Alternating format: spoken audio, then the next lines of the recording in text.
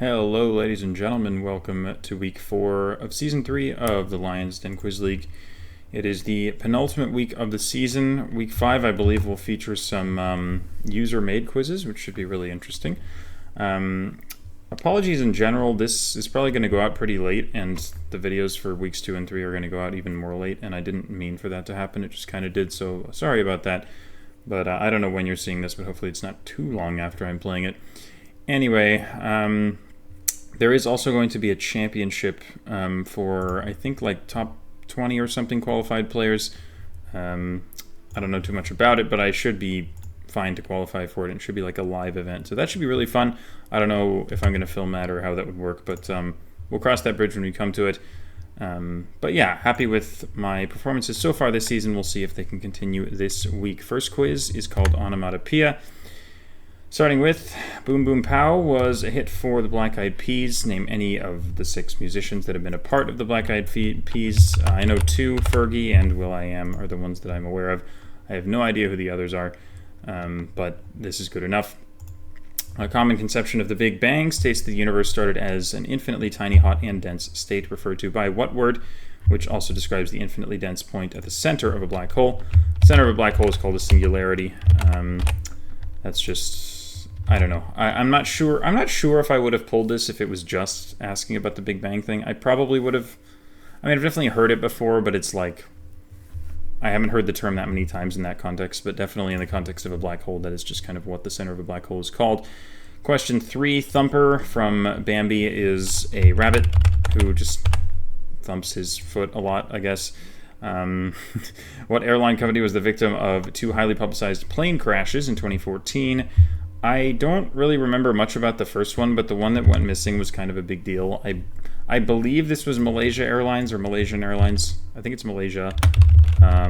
Also probably doesn't matter, but the one that went missing, it was kind of a big deal, and still kind of is, because they still don't really know what happened to it. But yeah, this one is, I think, Malaysia Airlines. I'm a little worried because I don't know what the onomatopoeia is here. Like, I doubt it's Malaysia, and I don't see much else in here. I mean, it was a crash. Crash is onomatopoeia, but that seems kind of indirect. I'm not sure, but I can't think of an airline that's onomatopoeic anyway, so I'm just not going to worry about it. Question 5, yeah, I mean, what? Yeah, I mean, I looked at if this isn't cheating or anything, but if you look at the leaderboard for this, there are people with 0.96 from enhancing on this quiz, and all the other ones are like super low. So basically this fashion question played with a 4% get rate, and the rest of them are all easy, which is interesting. This is definitely the hard one because I have everything else in this set, but this one is like, not only is it a fashion question, but it seems to be an extremely hard fashion question. Anyway, Italian designer, I mean, I have literally no idea. I'll just say, like, I mean, it's a woman. I have no idea. Just guess a last name that's Italian, like Gucci. Literally no clue. And then question 6, in physics, velocity is the rate of change of object's position, acceleration, etc. And then jerk is the rate of change of acceleration. And then the next 3 derivatives are called snap, crackle, and pop, because physicists think they're so funny. That's, of course, the slogan for Rice Krispies. So yeah, 5 is by far the hardest, but it's the only one I think I have wrong. I feel like the hardest one here might just be snap, crackle, pop, because that doesn't seem that easy to me, but clearly all of them are easy except for 5, so I don't think it matters too much what I enhance here. I will just enhance question 6. will.i.am thinks it's a URL. Elsa Schiaparelli, never heard of that person in my life, and then the rest are correct, so that is good enough for me. All right, quiz number 2 is called Books on My Shelf. It's written by Looney. There was a Benny Books on My Shelf quiz a couple of seasons ago, but this is the Looney one, and it also means my Kindle and definitely not my downloads folder. Anyway, question 1. In Babel, a young Cantonese boy who takes the name Robin Swift is brought from China to what British city? The enormous Bodleian libraries in this city, and the namesake of a publication whose most recent edition contained over 600,000 different words. So I am not sure. I mean, I think I'm reasonably confident because I just thought about, like, what's a publication that would have words in it. I was like, either an encyclopedia or a dictionary. It's not Encyclopedia Britannica for obvious reasons, and then the dictionary, I thought of the Oxford English Dictionary. Makes sense that there would be a big library in Oxford, although I wouldn't know it by name. Anyway, so I'm going to go with Oxford there. Question 2. Gödel, Escher, Bach. Much of the book draws parallels between the real-life work of the three title figures. It also features asides themed around Zeno's paradox, which imagines a foot race between a tortoise and Achilles. I've also heard this as just like the tortoise and the hare, like the tortoise can't catch the hare, but I've also heard it as Achilles, which presumably was the original formulation of the paradox. So yeah, Achilles should be the answer there. Question 3. Time War is a semi-epistolary novella where characters use methods to write messages to each other across universes. And they refer to each other using what two simple concepts that are reflected in nicknames they call each other. So this one here, the lapis and then the hex code, I figure is just like color, because like a hex code represents color, so it kind of makes sense. But the other one, I don't know. Like cochineal and sailor's delight, I don't know what these things mean. So I'm just the best guess I can come up with is something like shape, which is another simple concept. But to be honest, I don't know what these words are, so I'm probably getting this wrong. Question number 4. A travel guide for afterlives in both real and fictional mythologies. One of its 100 sections is about Sto-vo-kor and Grethor, which are what alien races' versions of heaven and hell. Steadfast warriors, etc., etc. I don't know a lot about alien races. I feel like the most famous one is the Klingon from Star Trek, which is probably what I'll just guess because I don't have a better guess than that. But I don't really know. Question 5. Mysterious Benedict Society. Title character suffers from what condition? Caused by deficiency in orexin, usually characterized by cataplexy, a sudden bout of muscle weakness triggered by strong emotions. I'm not sure. I was trying to think of what deficiencies would make you like fatigued, and I think there's something called like chronic fatigue syndrome, but I might be making that up. Like that phrase sounds familiar to me, but it doesn't feel very right anyway. It certainly could be, but I don't know. It doesn't feel right to me. I'm just going to go with that because I don't really have a better guess here. Wait a second. Could it be like narcolepsy? Does that make more sense? Because like that's the one where you like randomly fall asleep, right? You know, that just occurred to me. Maybe that's better because it says sudden rather than like chronic fatigue. It would be like sudden fatigue. I had no idea it had anything to do with emotions, but you know what? I actually like this answer better.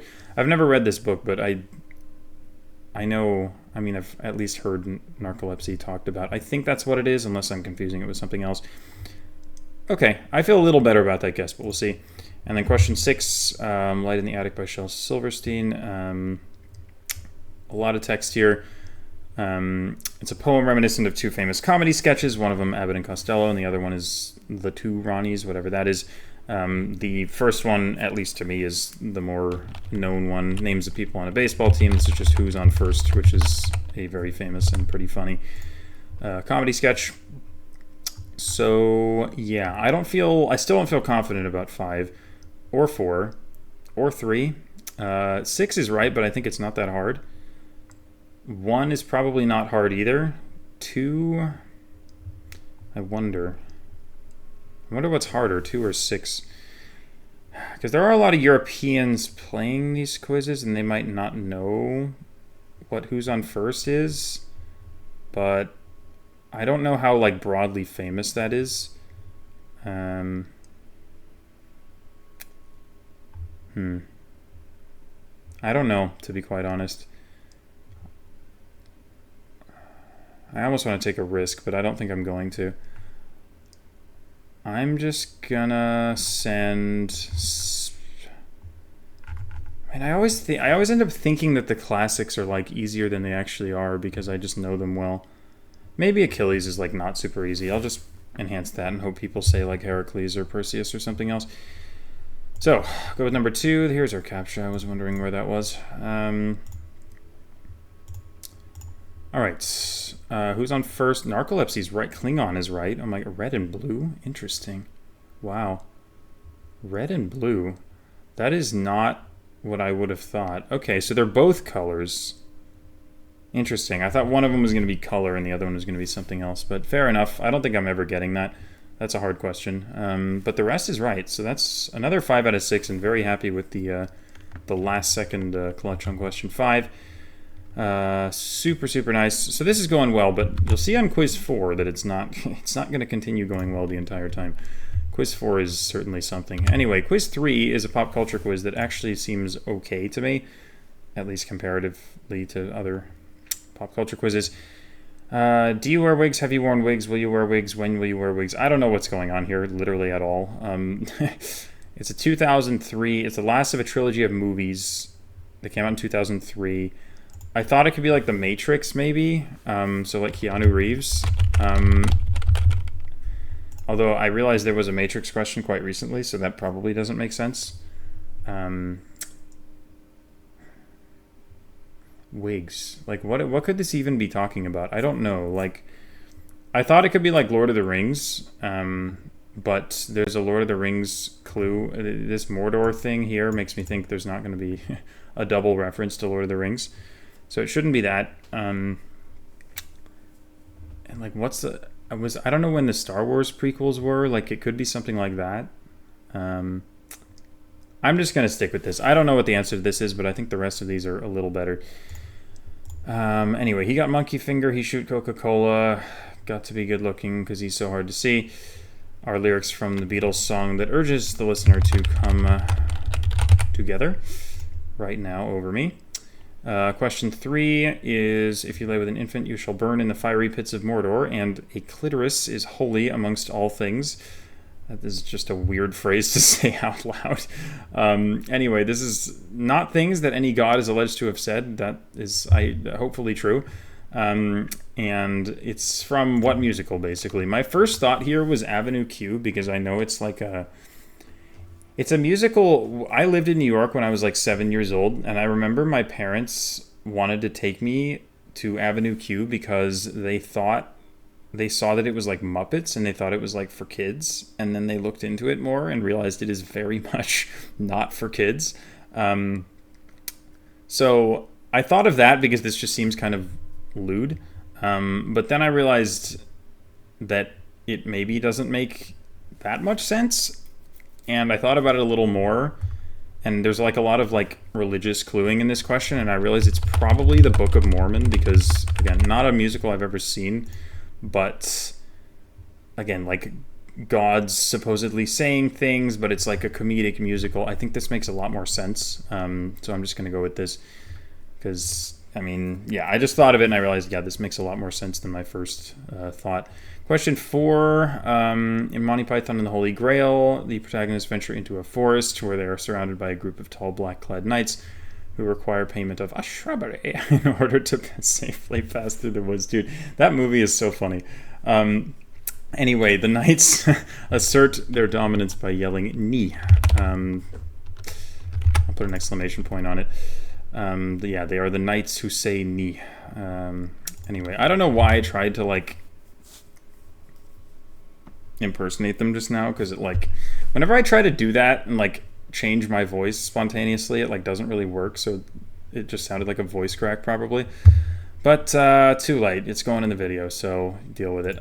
Question 5, a scene from the 4th installment of what movie series? Sees a woman and a baby ghost converse in what the movie claims is Japanese, etc., etc.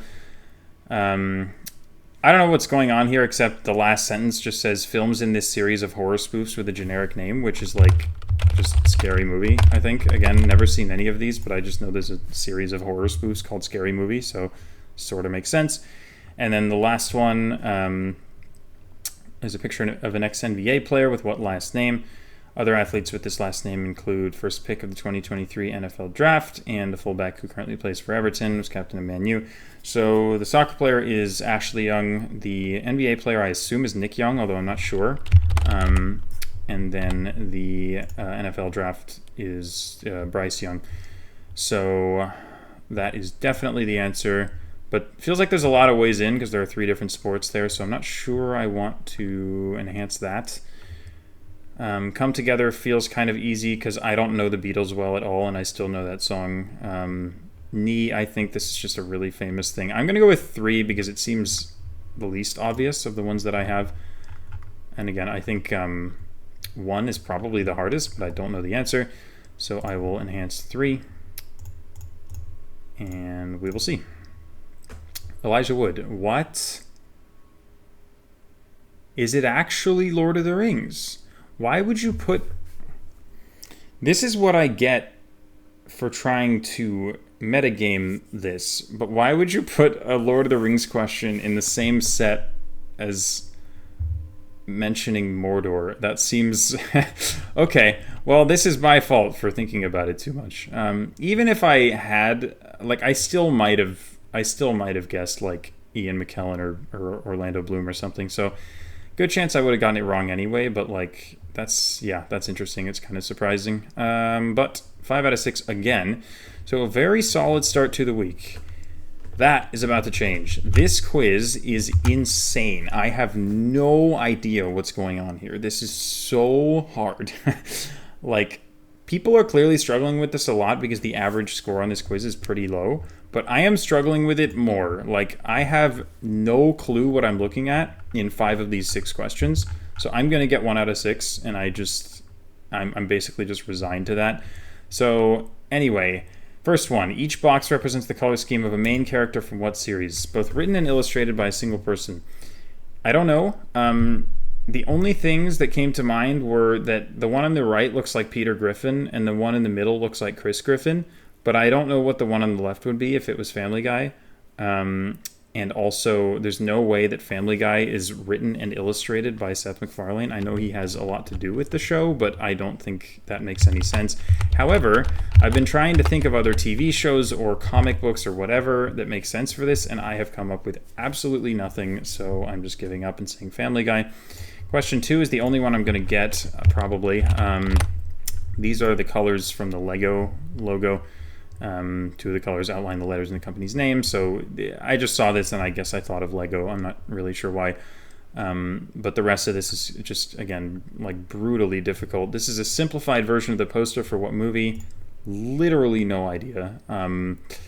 It's purple. It's kind of darker up top and lighter on the bottom. And then there's a square of yellow and a square of white. I could not have less of an idea what this is. I'm going to guess like Purple Haze. I want to say there's like a Jimi Hendrix movie with that name, although there's almost no way that that's right. But I give up. This one is supposedly some minimalistic version of a work by some artist. My first thought was that it could be some modern art thing like Mondrian or something, but Mondrian already just does squares and stuff. So this is presumably like a painting that's more detailed and it's just been dumbed down to a few colors. But problem is I can't think of what the heck it is. Oh my god. Oh my god. It just hit me. It just hit me right now. Oh, it's the girl with the pearl earring. Oh my god. I see it now. That's crazy, dude. That just popped into my head right now. That's insane. Oh my god, I totally didn't have this. I was gonna guess Andrew Wyeth. I thought it could have been like Christina's World, the one where there's like a woman like laying in a field of like wheat, and she has like a pink dress on, and there's like a blue sky, and there's like yellow fields. So that was like my thought, but I was pretty sure it was wrong, and then I realized that's crazy. Okay, nice. Question 5. These images all represent album covers by what musician? No clue. I mean, the black... I'm pretty sure Metallica has a black album, but it says musician, and I would not describe Metallica as a musician. It's a band. So I don't think it's Metallica. The only other thing I even thought of was, I know David Bowie has an album called Black Star. I don't know if the cover to that album is black. I don't look at album covers. This is not something I do. So I'm just going to guess David Bowie, but I have no idea. And then question 6, again, I have no clue what's going on here. Colors are picked from a notable photo. Either name the photo or describe its most notable function. It's green and blue. It looks like grass and sky and clouds or something, but I mean that's kind of the vibe I get from this image, but that doesn't tell me anything. I don't know what a photo would be with that stuff in it. So grass and sky clearly is the name of the photo, right? Yeah, whatever. So I have 2 at the end of the day, which is nice. I don't know which is harder here, because maybe it's easier to see. I feel like Lego's easier, right? Lego came to me quicker. Plus, even if you know the girl with the pearl earring, you might not know the artist. So I feel like 4 is a little bit harder, but we'll see. I don't think I'm getting any more than 2 here. This quiz is just crazy hard, I feel. It's Tintin. No.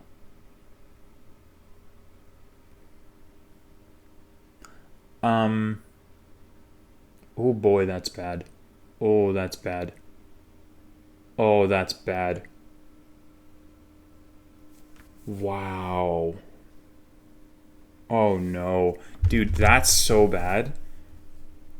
How did I not think of that? Dude, I grew up on Tintin. I read all of them. Like, that's so bad.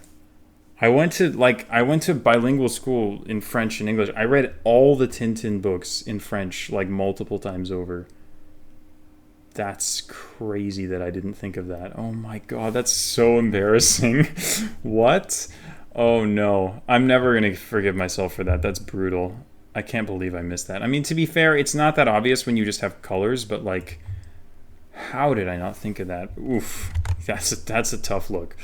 Okay, La La Land, fair enough. I've seen the poster before, I think, but I've only seen the movie once, and it was like when it came out, and I don't think I even liked it very much, and I can't say I've spent a lot of time looking at the poster for that movie, so I don't think I can feel bad about that. Kanye West, no chance. And then Bliss, or anything describing the Windows XP desktop what? Okay. Whatever, man. Is that like a well-known thing? What is Windows XP? Is that just like an old operating system? I'm too young for this, man. I have no idea what that is, but sure. But the Tintin one is gonna stick with me. That's tough. That is not something I should be getting wrong. But yeah, we move, I guess. On to the food quiz. Dishes, commonly referred to as the national dishes of what country, include koshari and full medames. The latter dish, having been eaten for thousands of years, is also rendered as Arabic and Greek in languages used throughout its history. So it's a place where Greek influence was at some point, but probably now speaks Arabic. I mean, presumably it's not the other way around. So the Greeks, I don't know how far they got. They definitely got to like Sicily and like parts of Italy. And I think they got up north to like, Turkey and maybe even like Romania and Ukraine. But as far as places that speak Arabic, my thoughts were like something like Lebanon or something in North Africa, like Tunisia, Libya, Algeria, or not Algeria, Egypt. I doubt they got as far as Algeria, or even Tunisia, because Tunisia was like Carthage. So I'm not so sure about that. But anyway, there's a few options here, but I don't really have a good sense for where the Greeks ended up precisely, at least. So I'm thinking like Lebanon, Egypt, or Libya here. I haven't heard of any of these things, these dishes, which makes me think. I've been to Egypt, so I feel like maybe I would have heard of them. And Libya feels kind of random. I feel like Lebanon's probably not that bad a guess, right? Were there Greeks in Lebanon? Probably, right? I mean, but Lebanon was like Tyre and Sidon and stuff. Were there Greeks there? Or was that just Carthage? I don't know. Were there Greeks in Libya? Tripoli. I mean, that's a Greek name. You know what? Sure, I'll go with Libya.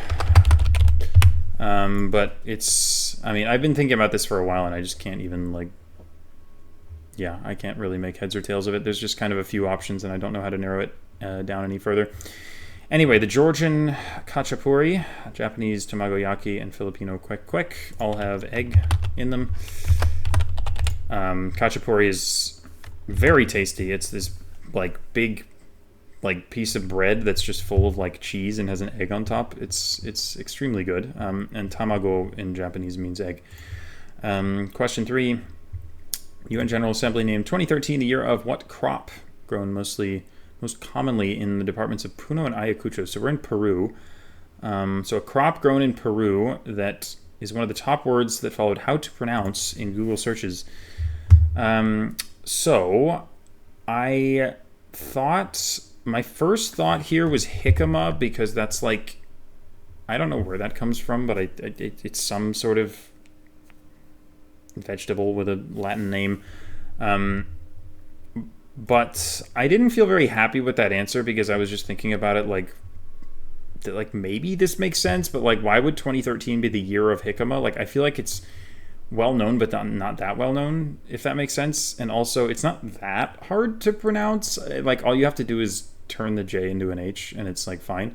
So I thought about it a little more, and I thought of one that I think was better. I thought of quinoa, which I think is more commonly eaten, especially by vegetarians. Like, you know, I mean, this whole quiz is about vegetarian stuff, so I don't know. It's definitely a common like protein substitute, and it's a little harder to pronounce, I think, than jicama. So I think it just makes a little bit more sense. So that's kind of where I landed on after a little while of thinking. Question number 4. Blah, blah, blah. These are just, I mean, I don't know. These are guidelines from the Emirates airline for pre-ordered meals intended for followers of what religion who try to avoid indirectly causing any act of himsa. So I think this is Jainism, because ahimsa is like the tenet of non-violence that the Jains like adhere to. So if ahimsa means non-violence, then himsa probably means violence. This is kind of my line of thought here. So I think this makes the most sense, and it makes sense that Jains would be vegetarians because, again, non-violence, I mean, it checks out. So that's what I'm going to go with for that one. Chikanda, a Zambian dish nicknamed African Polony due to its meat-like texture, is actually made from the roots of members of what plant family? Another member of this plant family, commonly used as flavoring, is primarily cultivated in Mexico, French Polynesia, and Madagascar. So when I think of Polynesia, France, I guess, and Madagascar, I think of vanilla, like French vanilla, Madagascar vanilla. So it's probably vanilla, but it's a plant family. The hint here, saying that it has 6 letters, is probably to keep people from guessing the word vanilla, because that might be what you guess if you think that this is vanilla. But I want to say vanilla is in the orchid family. At least when I think of a vanilla flower, it like reminds me of an orchid. And I think I've heard before that vanilla is some type of orchid, although I may be making that up. But I guess for whatever reason, I associate vanilla with orchids. So orchid, I think, maybe makes a little bit more sense. And then question 6, in a 2007 interview, chef Thomas Keller recounted how when a film producer approached him to ask how he would elevate a particular traditional dish, he suggested a fancier version of it called confit bialdi. So this is presumably ratatouille, because the time frame checks out.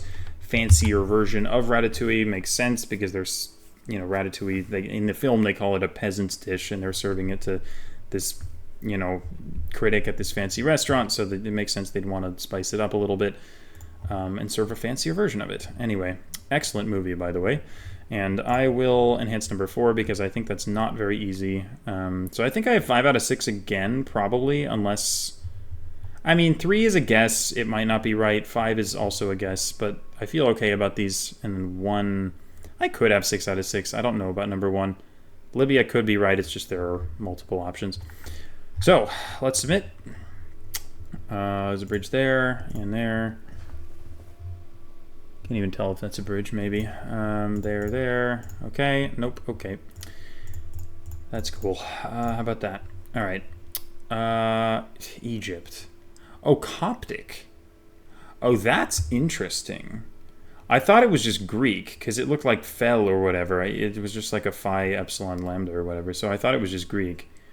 But Coptic, I guess, is written using the Greek alphabet. So that makes sense. The rest is right, though. So, again, I've gotten 5 out of 6, I think, on every quiz other than the Infernal Quiz 4. So, honestly, I'm quite happy, again, so far with how this is going. I've had a couple of sort of last-minute... like the quinoa thing came to me very recently, and then also the girl with the pearl earring was crazy lucky. So yeah, things just fall in my way, I guess.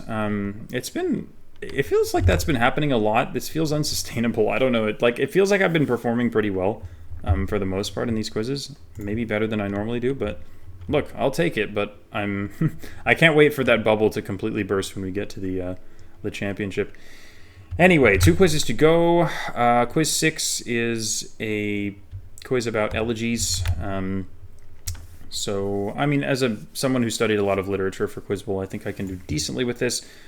But again, I think there's at least one of these in here that I'm not going to get. All right, I am definitely not reading all that Latin, but this is Poem 101 by Catullus, which is an elegy for his brother, and the alternating meter indicates that the poem is written using examples of the elegiac type of what poetic form. I don't know what a form is. I don't really know what form means when it comes to poetry. But I've heard the phrase elegiac couplet before, and alternating meter, hexameter followed by pentameter, makes sense. You'd have couplets. I'm having trouble dissecting the meter here. It doesn't seem very consistent to me, but it's probably because I don't know Latin and I don't really know, what syllables are what and which ones are, emphasized, etc. So... I mean, I'm sure it works, but anyway, I think elegiac couplet is a thing, so I'm just going to go with that because it makes some sense. Question 2, Adonais was written by one member of the Young Romantics about another member of the group. So the guy who wrote Adonais is Percy Shelley, and the guy who it was dedicated to, who died, was John Keats. So I guess I'll just say John Keats. But yeah, you definitely only need one of them, yeah. Sorry, my eyes... itching for some reason. Question 3. The most lasting work of Samuel Barber is a piece he wrote using adagio, marking that it has come to be common at somber events, having played at the funerals of Einstein and FDR. Anyway, the original arrangement of the piece is only for what section of the traditional orchestra? So I think this is just called adagio for strings. I've heard of this before, again, just in a Quiz Bowl context. Oh my god. Sorry. This is just something that comes up, I guess, in Quiz Bowl comes up is the lingo that we would use. But yeah, adagio for strings is just a title that I'm familiar with, so it should be that. What Latin word meaning rest refers to a musical setting of the Mass for the Dead? Mozart died in the middle of writing a piece of this type. This is Mozart's Requiem, which is notably unfinished, and it makes sense that Requiem would mean rest, although I didn't actually know that. But this should certainly be Requiem. Question 5 is the one I'm not going to get because I just don't know what's going on here. Untitled by Felix Gonzalez Torres is a work consisting of a 175-pound pile of what substance? Yeah, I don't know. I'm going to go with chewing gum. But it could be a pile of literally anything, and there's not really any clues as far as I can tell. But yeah, I don't really have any idea here. So we're just going to go with that. Question 6, David's painting The Death of Marat depicts its subject lying dead after being assassinated. Lying in what specific location? In the painting, he is notably lying in a bathtub. That's just, I guess, a famous painting that I've seen enough times. So, yeah, I think I'm getting 5 out of 6 again, probably. I wonder... Couplet might not be that easy, and I'm confident enough that it's right that I might enhance it.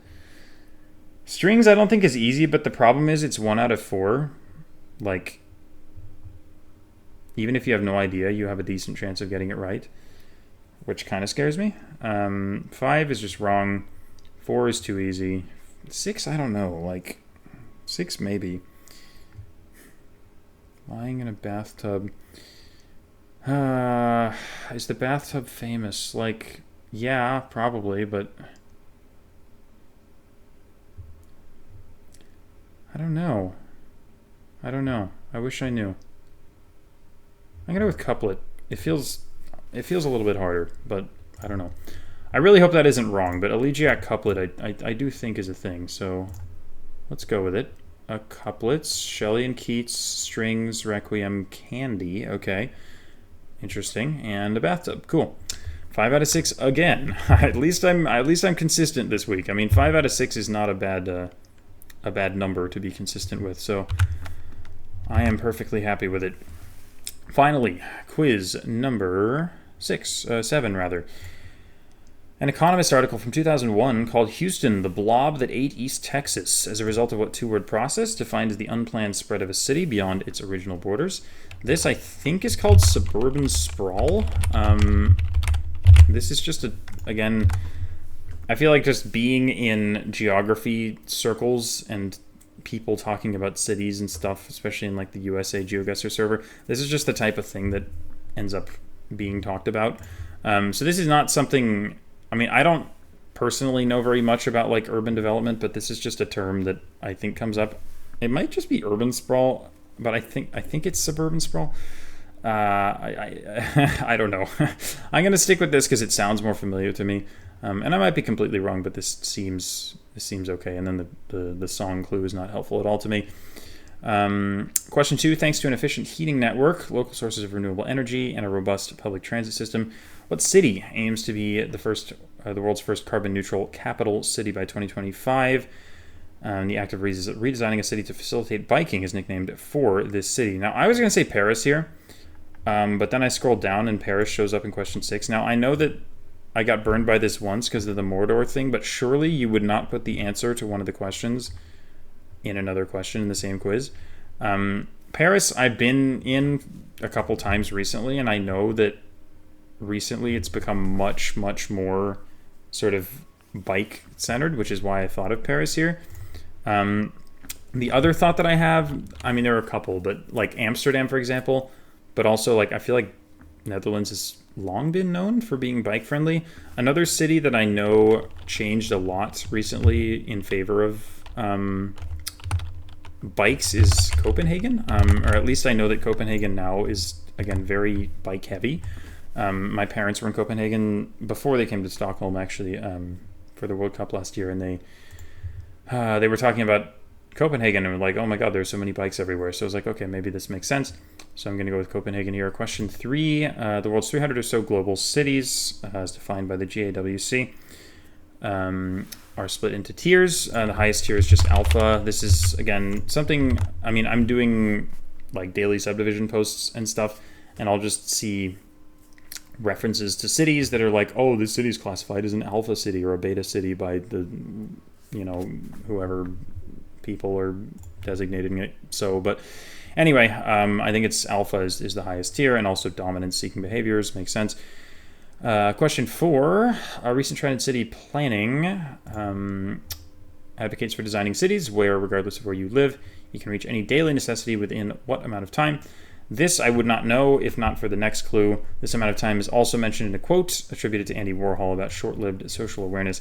I think this is 15 minutes because there's like, the Warhol quote is like, we'll all be famous for 15 minutes or something. I don't remember the quote exactly or what it actually means, but I know it's about being famous for 15 minutes. That's, I guess, what I take away from that. So answer to that should be 15 minutes. Question 5, I'm not getting. The sleek sans serif font Nutraface has been nicknamed the official font of what process? Yeah, I mean, I have no idea, to be honest. I'll just go with like urbanization, but that seems like a very silly and generic answer given that's kind of the scope of this entire quiz, but I don't really have a better guess, so I'm just going to give up and say that. And then question 6, name either of the following people: the Frenchman hired by Napoleon III to renovate Paris, or the master builder of New York City. I think the first one is Osman or Hausman. This is the person I think of as like the guy who designed Paris, and I guess it's just the guy who renovated Paris, but he's pretty well known, or at least, I don't know, maybe just me going to French school and stuff, you hear more about this guy than normal, but I'm pretty sure that's who this guy is, unless I'm totally thinking of the wrong guy. The other one I think is like probably Robert Moses, but I'm not sure about that one, so I feel a lot better about Osman for this. But I also think that's not particularly easy, so I will probably enhance it because it feels harder than anything else here. So that will be what I go with. Enhance number 6, submit the final quiz. And Osman is correct, and it is Robert Moses. Gentrification. Okay, fair enough. I've heard that word before, but to be completely honest with you, I have no idea what it means, so I was never going to get that. 15 minutes is right, Alpha is right, Copenhagen is... Wow, okay. I wasn't expecting that to be right. I knew it had a decent shot, especially because, again, how my mom was like, oh my god, there are so many bikes in Copenhagen. I was like, okay, noted. So I'm glad she was talking about that, because otherwise I wouldn't have known that. And then urban sprawl. That's tough.